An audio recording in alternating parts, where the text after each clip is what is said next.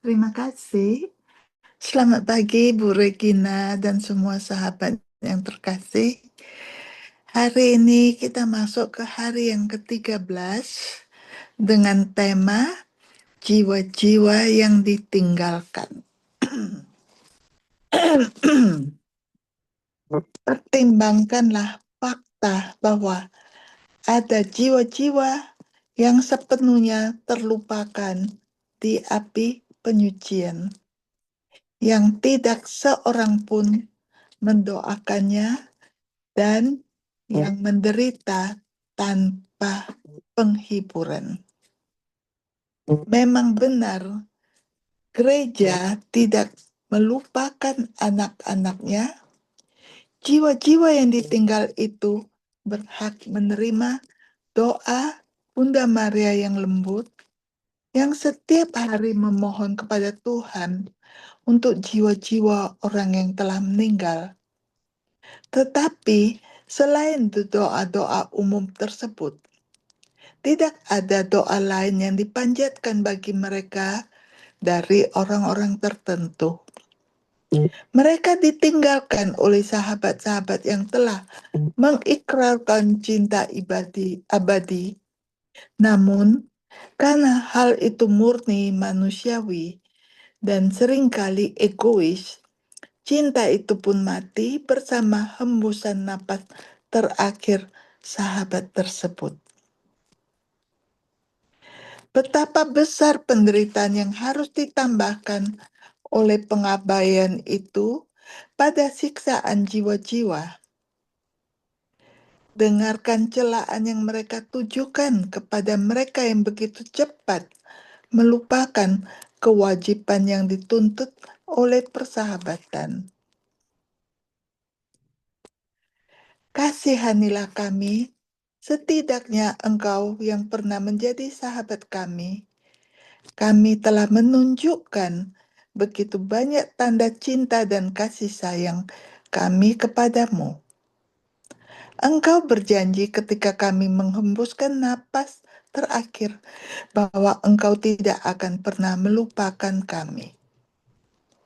Namun, Engkau telah melupakan kami bahkan tanpa doa, persembahan, air mata, bahkan desahan.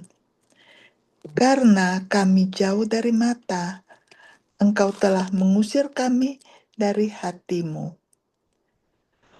Oh, betapa tidak konsistennya kasih sayang manusia, sebagaimana dicatat oleh Bossuet, yang lenyap seiring waktu. Bukankah celaan-celaan itu ditujukan kepada Anda? Apakah Anda ingat teman-teman masa kecil Anda yang telah direnggut maut dari Anda? Santo Fransiskus dari Sales berkata, kita terlalu sering melupakan orang yang telah meninggal meskipun mereka begitu mengasihi kita semasa hidup mereka.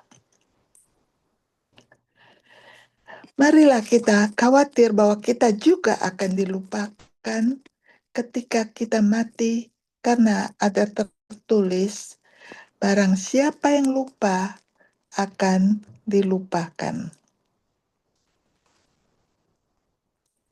Ditinggalkan oleh orang tua, ditinggalkan oleh teman-teman mereka, jiwa-jiwa malang itu juga ditinggalkan oleh anggota keluarga mereka. Entah karena mereka juga telah meninggal, atau karena mereka tidak lagi berdoa atau beramal. Ya, ayah, ibu, saudara laki-laki, dan saudara perempuan mereka sendiri telah meninggalkan mereka. Sebuah kehidupan terlantar yang tak seorang pun bicarakan. Sebuah nama terlantar yang tak seorang pun ucapkan. Sebuah makam terlantar yang tak seorang pun kunjungi. Penderitaan terlantar yang tak seorang pun berdoa untuk meringankannya. Terlantar di mana-mana dan dalam segala hal. Kasihan jiwa-jiwa, siapa yang tahu berapa lama penderitaan mereka akan berlangsung di tempat siksaan yang mengerikan, di mana mereka tidak menerima pertolongan. Betapa keterasingan yang kejam itu pasti menambah penderitaan mereka. Mereka berhak berseru bersama Nabi. Semua sahabatku telah meninggalkanku dan keluargaku telah melupakanku. Ayahku dan ibuku telah meninggalkanku. Aku telah menjadi bejana pecah bagi mereka yang mereka buang dan lupakan. Seperti Yesus yang ditinggalkan di Taman Getsemani, mereka dapat berkata, "Aku mencari penghiburan, tetapi tidak menemukannya." Berdoalah sering-sering, hadirilah misa setiap minggu untuk mereka yang telah meninggal dan yang terlupakan. Jadilah ibu dan ayah mereka, saudara laki-laki dan perempuan mereka, sahabat mereka. Adakah tujuan yang lebih layak untuk semangat dan kasih Anda? Suatu hari nanti mereka akan mendoakan Anda jika dan kemungkinan besar teman dan anggota keluarga Anda melupakan Anda. Mari kita lihat kesaksian. Di sebuah paroki pedesaan, sebuah kejahatan mengerikan telah terjadi.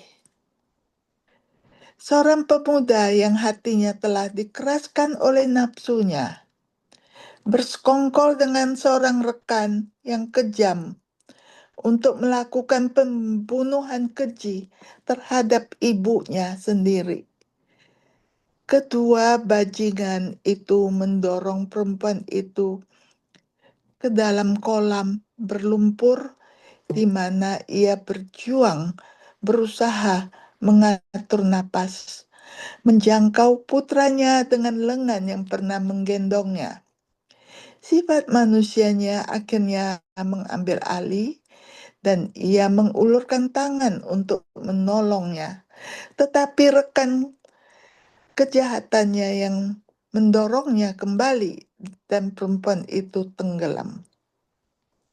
Api penyucian bagaikan danau tak kasat mata, di mana orang-orang terkasih menjangkau kita dengan napas yang hampir habis, berjuang untuk bertahan hidup.